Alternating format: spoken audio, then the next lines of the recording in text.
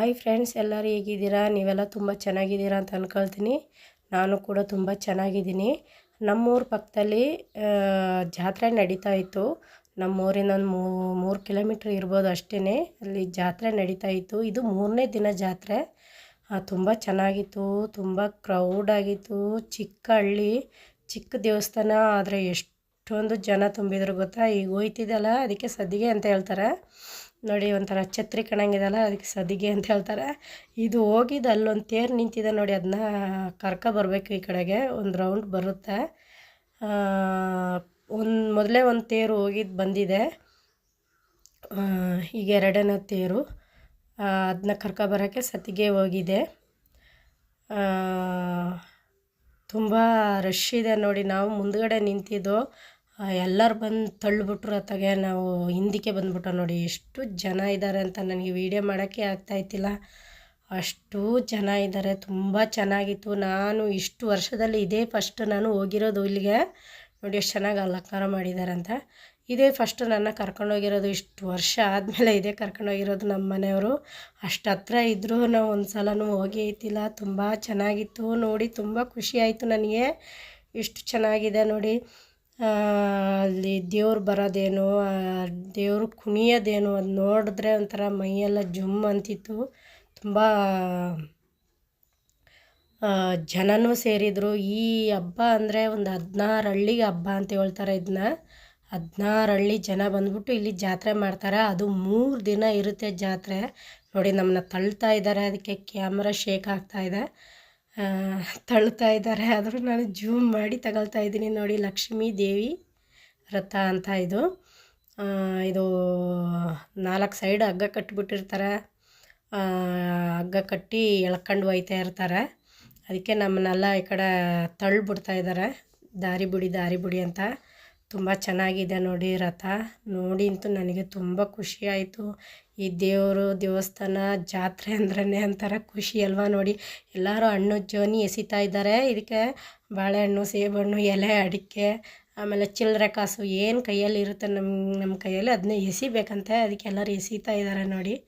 ನನ್ನ ಮಗಳು ಚಿಲ್ಲರೆ ಕಾಸು ಎಸ್ತಲೋ, ಅದು ಹೋಗಿ ಬೀಳ್ತೋ ಬೀಳಲಿಲ್ವೋ ಗೊತ್ತಿಲ್ಲ. ಒಟ್ಟಿನಲ್ಲಿ ತುಂಬ ಚೆನ್ನಾಗಿತ್ತು ನೋಡಿ. ಹತ್ರದಿಂದ ತೋರಿಸ್ತಾ ಇದ್ದೀನಿ.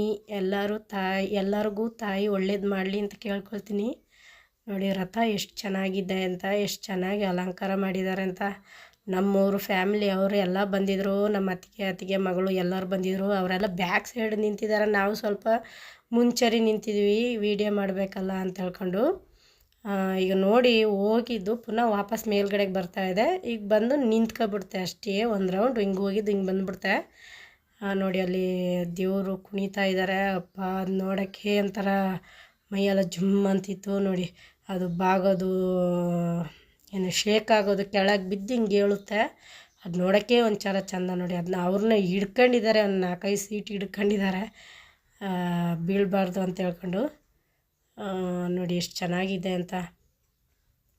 ನೋಡೋಕ್ಕೂ ತುಂಬ ಚೆನ್ನಾಗಿದೆ. ತುಂಬ ಖುಷಿ ಆಯಿತು ನನಗೆ ಹೋಗಿ. ನಾವು 3ನೇ ದಿನದ್ದು ಜಾತ್ರೆಗೆ ಹೋಗಿರೋದು. ಮೊದಲನೇ ದಿನದ್ದು ಹೋಗಿತ್ತಿಲ್ಲ, 2ನೇ ದಿನದ್ದು ಹೋಗಿತ್ತಿಲ್ಲ. ಇದು 3ನೇ ದಿನ, ಕೊನೆ ಜಾತ್ರೆ ಇದು. ಇಲ್ಲಿ ಜಾತ್ರೆ ಆಗಿದೆ. ಎಲ್ಲ ಕಡೆ ಹಬ್ಬ ಸ್ಟಾರ್ಟ್ ಆಗುತ್ತೆ. ಮಾರಮ್ಮನ ಹಬ್ಬ ಅಂತ ಸ್ಟಾರ್ಟ್ ಆಗುತ್ತೆ. ಎಲ್ಲ ಊರಲ್ಲಿ ಮಾರಿ ಹಬ್ಬ ಒಂದೊಂದು ಹಳ್ಳಿಯಲ್ಲಿ ಒಂದೊಂದು ದಿನ ಬೀಳುತ್ತೆ. ಒಂದೊಂದು ದಿನ ಅಂತಲ್ಲ, ಅಂದರೆ ಒಂದು ಊರಲ್ಲಿ ಆದಮೇಲೆ ಇನ್ನೊಂದು ಊರಲ್ಲಿ ಹಬ್ಬ ಸ್ಟಾರ್ಟ್ ಆಗ್ತಾ ಇರುತ್ತೆ. ಯುಗಾದಿ ಹಬ್ಬ ಮುಗಿಯೋ ತನಕ ಬೇರೆ ಹಬ್ಬನೇ ನಮಗೆ ನೋಡಿ. ಇದಕ್ಕೆ ಸದ್ದಿಗೆ ಅಂತ ಹೇಳ್ತಾರೆ. ಇದನ್ನು ಕುಣಿಸ್ತಾರೆ ನೋಡಿ. ನೋಡಿ ಎಲ್ಲರನ್ನೂ ತಳ್ತಾ ಇದ್ದಾರೆ, ಯಾಕಂದರೆ ತೇರನ್ನ ಎಳಿತಾ ಇದ್ದಾರಲ್ವ, ಹಾಗಾಗಿ ತಳ್ತಾ ಇದ್ದಾರೆ ಎಲ್ಲರನ್ನೂ. ನೋಡಿ ಯಾವ ಥರ ಕುಣಿತಾ ಇದೆ ಅಂತ ಹೇಳ್ಕೊಂಡು. ಕುಣಿಯೋ ಇದಕ್ಕೆ ತುಂಬ ಜನ ಕಿರ್ಚ್ತಿದ್ರು. ನಾನು ಆ ವಾಯ್ಸ್ನೆಲ್ಲ ತೆಗೆದ್ಬಿಟ್ಟಿದ್ದೀನಿ, ಯಾಕಂದರೆ ನನಗೂ ವಾಯ್ಸ್ ಓವರ್ ಕೊಡಬೇಕಲ್ಲ ಅಂತ ಹೇಳ್ಕೊಂಡು. ನೋಡಿ ದೇವರಲ್ಲಿ ನಿಂತಿದೆ. ಅದು ಬಂದು ನಿಲ್ಲಿಸಿದ ಮೇಲೆ ಇನ್ನೆಲ್ಲ ಜನ ಖಾಲಿಯಾಗ್ಬಿಡ್ತಾರೆ. ನೋಡಿ ಪುನಃ ಹಣ್ಣು ಜೋನಿ ಎಸಿತಾ ಇದ್ದಾರೆ ಹುಡುಗರುಗಳೆಲ್ಲ. ಅಯ್ಯೋ ತುಂಬ ಚೆನ್ನಾಗಿದೆ ನೋಡಿ. ಲಕ್ಷ್ಮೀ ದೇವಿ ಜಾತ್ರೆ 3 ದಿನ 3 ತಾಯಂದಿರ ಜಾತ್ರೆ ಮಾಡ್ತಾರೆ. ಇದು ಕಡೆ ತಾಯಿ ಲಕ್ಷ್ಮೀ ತಾಯಿದು 3ನೇ ದಿನ.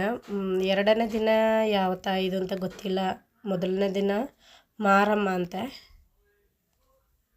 ಇದೆ ನೋಡಿ ದೇವಸ್ಥಾನ, ಪುಟ್ಟ ದೇವಸ್ಥಾನ. ಈ ಪುಟ್ಟ ದೇವಸ್ಥಾನದಲ್ಲಿ ಎಷ್ಟು ದೊಡ್ಡ ಜಾತ್ರೆ ನಡೀತದೆ ಅಂದರೆ ನೋಡಲಿಕ್ಕೆ 2 ಕಣ್ಣು ಸಾಕಾಗಲ್ಲ ನೋಡಿ. ಇದು ನೋಡಿ ಕೆಳಗಡೆ, ದೇವಸ್ಥಾನದ ಕೆಳಗಡೆ ಗ್ರೌಂಡ್ ಇದೆ, ಅಲ್ಲಿ ಎಕ್ಸಿಬಿಷನ್ ನಡೀತಾ ಇದೆ.